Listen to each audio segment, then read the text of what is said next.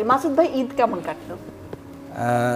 অনেক বছর পর বলা যায় যে 15 বছর পর তো এটা একটা ব্যতিক্রম ঈদ।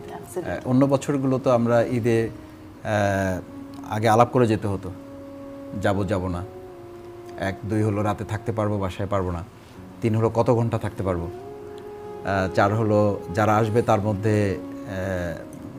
ভিজিটার্স কতজন আর গোয়েন্দা সংস্থার লোক কতজন, এটা আমাদের হিসাব করতে হতো।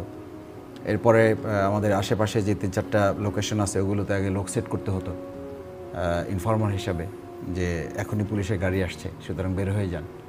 তো এভাবে করেই 15টা বছর বলা যায় ঈদগুলো পার হয়েছে। সেই হিসাবে এই বছর ঈদটা একেবারেই ব্যতিক্রম হয়েছে। যে পরিবারের জন্য তো বটেই, আমি তো তার মধ্যে 4.5 বছর তো জেল, মানে 5টা ঈদ তো ভিতরেই করেছি। 5টা বলতে শুধু ঈদুল ফিতরই 5টা করেছি, আর ঈদুল আজহা সহ তো 10টার কাছাকাছি। তো ওই সময়গুলো তো সত্যিকার অর্থে আসলে পরিবারের কোনো ঈদ ছিল না। খুব স্বাভাবিক। কেমন ছিল, মানে সকালে কি পরিবারের মানুষ দেখা করতে যেতে? দেখা মানে তাদের ঈদ ছিল আসলে আমাদের সাথে দেখা করাটা ছিল ঈদ। আমাদের খাবার দেওয়া, মানে আমাদের যখন খাবার দিতে পারতো, মানে তারা যখন জানতো যে আমরা খেয়েছি, একটু ভালো খাবার খেয়েছি, মানে ওরা যেটা খাবার পাঠাতো বাসা থেকে ওই খাবারটা আমরা খেয়েছি এটা জানার পরে ওরা আসলে ঈদ স্টার্ট করতো, এরপরে স্টার্ট করতো। তো আমরাও চেষ্টা করতাম যে কোনোভাবে মেসেজ কনভে করার জন্য, বা যে সুযোগ ছিল যে আমরা ভালো আছি, ভালো থাকছি, বা আগে থেকে আমরা একটা মেন্টাল প্রিপারেশন তাদেরকে দিয়ে রাখতাম। কোর্টে আসতাম, মানে কোর্টে ঈদের আগের কোর্টটা ছিল আমাদের আসলে ওটা একটা এক্সট্রা ঈদ আর কি। মানে আগের কোর্ট যেটা আমরা কোর্ট না থাকলেও অনেক সময় কোর্ট আইনজীবীদের মাধ্যমে ফালানোর চেষ্টা করতাম, যে ঈদের আগে অ্যাটলিস্ট আমরা যে আমাদের বাচ্চাদের সাথে, বাবা মা, ফ্যামিলি মেম্বারদের সাথে যেন একটু দেখা করতে পারি। মানে ওখানে আমরা ঈদের মানে চিঠি, আমার ওয়াইফ আমাকে চিঠি দিত, কার্ড নিয়ে আসতো, বাচ্চা কার্ড নিয়ে আসতো। তো ওখানে বাচ্চাটা সবচেয়ে বেশি প্যাথেটিক হতো, বাচ্চাগুলো যেতে চাইতো না, যে হয় বাবা তুমি চলো, না হলে আমাদেরকে তুমি, মানে আমার বাচ্চারা 2টা বেবি, তো 2টা বেবি তখন বড় ছিল, এখন আর একটা বড় হয়েছে। ও 2টা বেবি বলতো যে তুমি কোথায় অফিস করো, মানে তার মা তাদেরকে বলতো যে তোমার বাবা একটা অফিস করে। যে এখনও মাঝে মধ্যে আমার বড় বেবিটা জিজ্ঞেস করে যে বাবা তুমি যে 4-5 বছর যে একটা অফিস করতা, ওই চাকরিটা কি তোমার আর নাই এখন? চাকরিটা তুমি কি করো না?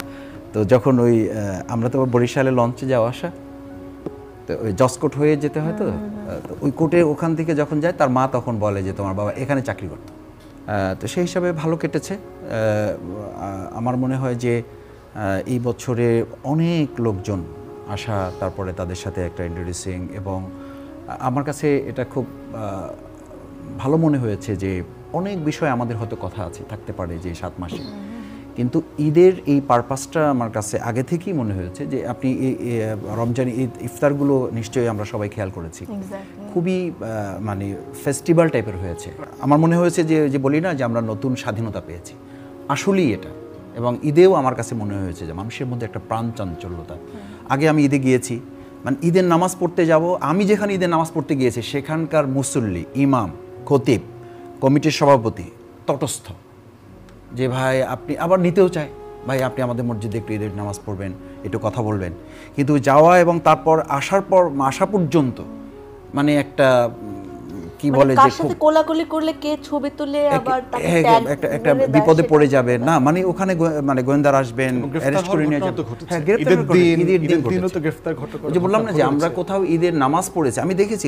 এটা আমার একেবারে 15 বছরে আমি আলহামদুলিল্লাহ এত ঝড়ঝাপটার মধ্যে কোনো ঈদ আমি এলাকা থেকে বিচ্ছিন্ন থাকি নাই। শুধু জেলখানায় যেগুলো থেকেছি এটা এক্সেপশনাল, বাট আমি বাইরে থেকেছি, কিন্তু ঢাকা আমি ঈদ করি না, আমি এলাকাতে গিয়েছি।